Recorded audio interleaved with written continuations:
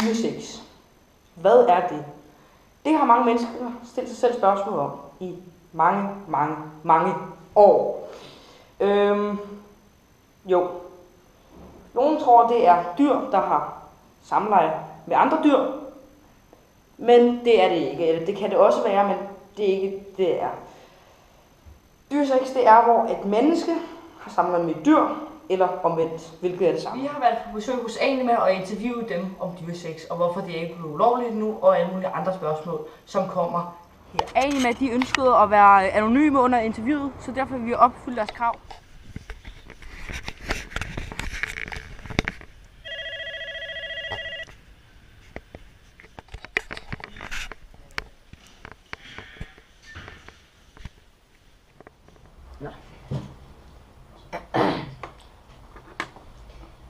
Det første spørgsmål er, hvorfor vil I forbyde dyresex? Jamen det vil vi, fordi vi er imod mishandling af dyr, og vi er imod, at dyr lider overlast. Og det ved man jo ikke med altså det er jo ofte, de gør det, når man har sex med dyr, at de lider overlast, at de har ondt, det er jo ikke noget, de har lyst til. Det er ikke noget, de ligesom kan bekræfte, at det her har jeg lyst til at gøre. Så derfor der vil vi gerne forbyde det, så det ikke længere er lovligt. Bør dyresex også være ulovligt, hvis nu det er dyr, der gerne vil? Det er jo et svært spørgsmål, men hvordan finder man ud af, om dyret gerne vil? Man kan jo ikke rigtig spørge dyret. Og der tror jeg, at vi mener sådan, at der kommer tvivlen dyret til gode. Så man kan sige, hvis man ikke kan få et direkte svar fra dyret om, at det er okay, så må man jo gå ud fra, at det ikke vil. Så derfor synes vi, det er helt okay at forbyde det, også selvom man ikke ved, om dyret har lyst eller ej. Men hvad så, hvis det er dyr, der humper, eller så begynder selv? Ja, det er jo lidt noget andet. Det kommer jo meget af, at der er nogle dyr, der gerne, eller nogle folk, der gerne vil have sex med dyr. Og der mener vi, at det skal de ikke. Man kan jo ikke sige, at det er ulovligt for dyret at humpe et ben eller noget, for det forstår dyret jo ikke. Så det vil ikke være så meget mening at sige til dyret, prøv at høre, det må du ikke, fordi de forstår jo ikke på samme måde, som mennesker gør. Det er jo en menneskelov, en menneskelovgivning, vi gerne vil have igennem. Så på den måde, når man ikke rigtig kan komme med en direkte kommunikation til dyret, så handler det ikke så meget om det, men mere om mennesket. Dyresex kaldes også zoofili, hvilket er menneskets tiltrækning til et ikke-menneskeligt dyr. Hvoraf sodomi bare er mere selve samlejet. Dyresexen, som man kalder det. Hvis dyresex bliver ulovligt, tror jeg så ikke stadig, at folk vil gøre det? Måske. Det vil det jo givetvis. Der er nogen, der vil. Der er også nogen, der laver ulovligheder i dag. Der er nogen, der bryder ind forskellige steder, så det vil der helt sikkert være. Men det positive er jo, at der kan komme nogle bøder til de folk, der gør det, og man kan sige, at vi har lovens ord for, at det faktisk er forkert. Så der vil jo helt sikkert være nogen, der tænker, så gør vi det ikke. Men selvfølgelig er det stadig noget, som man skal være opmærksom på, og det skal være noget, man undersøger. Og det er jo også bare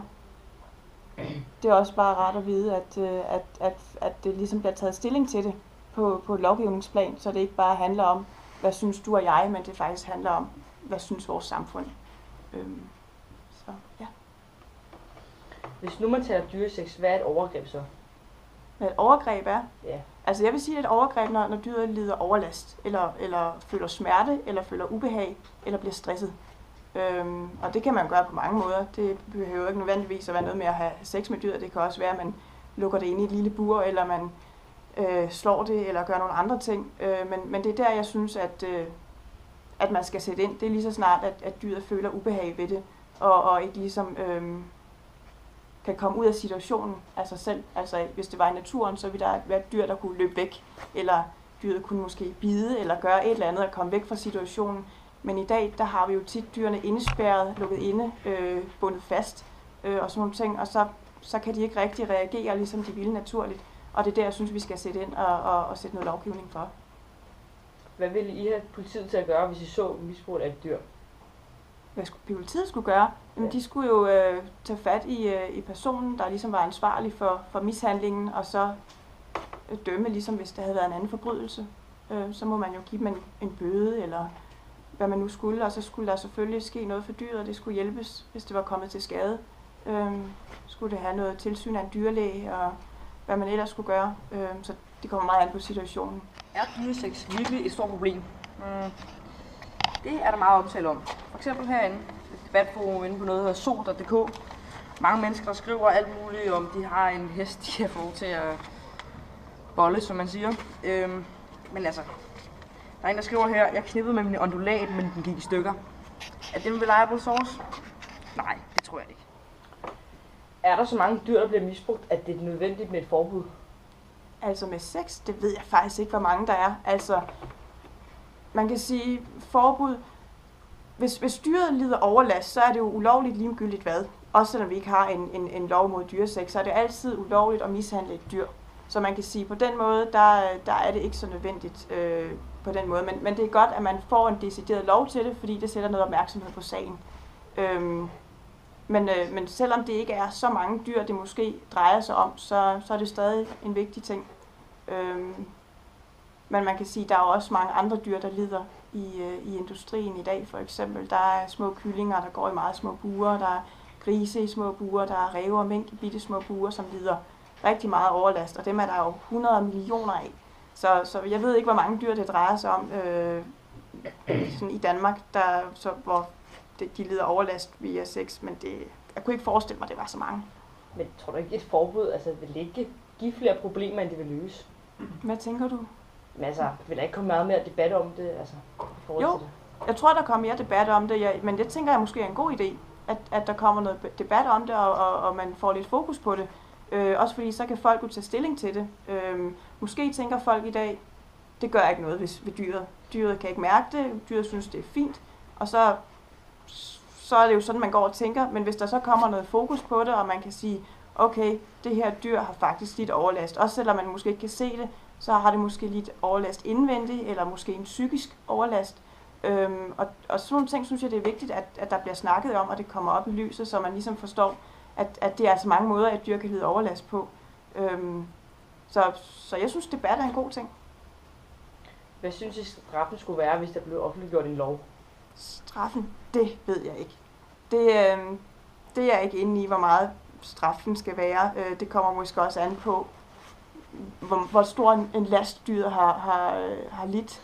Man kan sige, hvis det er et meget lille dyr, så har det garanteret lidt en meget stor overlast, og så kunne det være, at straffen skulle være stor. Hvorimod hvis det var et større dyr, hvor det egentlig ikke har lidt så meget under det, så kunne det måske være et mindre bøde. Jeg ved ikke, hvordan man gør sådan noget, hvordan man udregner bøder og straf. Så det vil jeg lade politikerne finde ud af. Skal dyresex også være ulovligt, hvis nu det er dyret, der gør arbejdet? Jo, det får I svar på i interviewet lige om lidt. Jeg synes jo om, at Danmark er et af de eneste lande, hvor det er lovligt, dyresex. Ja, det er jo trist, at vi ikke ligesom har fulgt med på det punkt, fordi normalt bryster vi os jo af, at vi er meget gode ved dyrene i Danmark, og vi har en høj dyrevelfærd. Så det er lidt underligt, at lige nøjagtigt sex med dyr, det ikke rigtig er noget, der er blevet gjort noget ved. Det vil vi selvfølgelig rigtig gerne have, men det er jo bare noget, vi må arbejde på. Så er der andre steder, hvor vi er lidt foran, men det vil da være dejligt, hvis vi ligesom kommer op på niveau med de lande, der er omkring os. Demonstrerer I nogensinde om den nuværende lovgivning? Sådan for dyresex? Ja.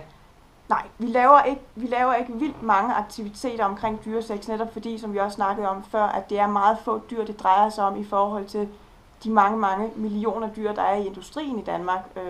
Over 20 millioner grise og 14 millioner mink og over 100.000 millioner kyllinger.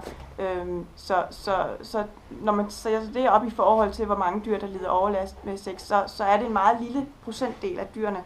Og derfor der bruger vi ikke så meget energi på det, sådan rent demonstrationsmæssigt og på hjemmesiden og sådan noget. Men det er selvfølgelig noget, vi går ind for, og noget, vi støtter op om. Helt sikkert. Altså, jeg ved godt, det er et mærkeligt spørgsmål, men hvis nu det er dyret, der penetrerer en kvinde, ja, skal det så også være ulovligt? Ja, men altså, det kommer også lidt an på, hvad der ligger bagved. Hvis det nu er noget, at kvinden har lært en hund at gøre, og givet den godbidder og trænet den til det, er det så frivilligt, eller er det fordi den tænker, at jeg får noget mad ud af det, eller fordi dyr har ikke den samme tilfredsstillelse over for sex, som mennesker har. Så altså, hvis det er noget, der sker fuldstændig ud af det fri, og der ikke er noget ved det, så det ved jeg ikke. Det har jeg ikke rigtig nogen kommentar til. Jeg tror ikke, det sker så tit, vil jeg sige, at det er nødvendigt at sådan tage stilling til det på den måde. Hos Anima arbejder de fast med at kæmpe for dyrs rettigheder.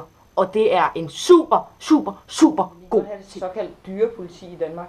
Ja, det vil vi gerne have. Det er super fedt, at der er et politi, der er sådan specielt uddannet til at tage sig af dyr, fokusere på det.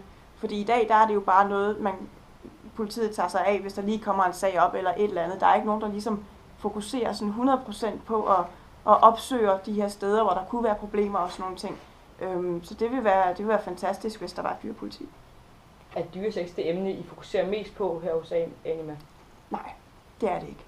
Vi fokuserer mere på pelsindustrien og landbrugsdyrene, fordi der er så mange millioner af dem. Og fordi at antallet af dyr, som lider under, at folk har sex med dem, er meget små. Altså det er et meget lille procentandel af de dyr, der lider i Danmark. Så derfor der får de ikke helt så meget opmærksomhed som produktionsdyrene hos os. Men det betyder ikke, at vi ikke støtter forslaget om forbud, og det betyder ikke, at vi ikke har fokus på det. Det er bare ikke lige så høj grad som mange af de andre dyr. Hvad kan I gøre for at stoppe dyresex? Vi kan gøre? Jamen, vi kan støtte op om de forslag, der kommer, som vi synes er gode. For eksempel et forslag om, at det skal være forbudt. Og så kan vi jo dele informationen, når folk ringer ind og spørger, hvad mener I om det, eller hvordan skader det dyrene osv. Så kan vi snakke med folk om det og fortælle, hvad der er for nogle problemstillinger, der er i forhold til det. Det er primært det, vi gør. Så vi kan høre, så dyresex er ikke det største problem, vi har af mishandling af dyr i Danmark. Landbrugsdyrene og produktionsdyrene har det meget værre. Ved I, hvad der sker på det politiske område her i øjeblikket? Jamen, det er jo noget, der har fået noget fokus, og det er jo også begyndt at snakke om det der med forbud, og det er jo også politikerne, der har taget initiativ til det, eller det er måske fordi forbrugerne er begyndt at lægge pres på politikerne, og de derfor begynder at tage initiativ til noget forbud. Så der sker helt sikkert noget. Jeg er ikke 100% inde i, hvordan de forskellige partier fordeler sig omkring det, men vi er klar over, at der sker noget her. Hvordan vil I også reagere, hvis det blev ulovligt? Hvis det blev ulovligt, jamen vi vil blive glade. Vi vil selvfølgelig kunne snakke med folk om det, og så fortælle lidt om, hvorfor det er blevet forbudt, og vi vil kunne sætte noget fokus på det, og det er jo rigtig fint. Så.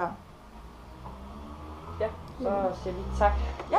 Tak fordi I gad at se med på vores lille dokumentarfilm, interview, som det jo var. Ja. Her er de to andre faggots, som ikke var med. Ja. Ej, det er fint nok. Jeg vil faktisk rigtig gerne gøre det. Ja. Jeg synes, det var meget sjovt. Det var spændende. Det var spændende at arbejde med emnet. Ja. Det var meget interessant at se. Ikke se det, men altså. Ja. Vide noget mere om det, ikke? Ja. Så hygge hejse. Ja. Shabudubudu.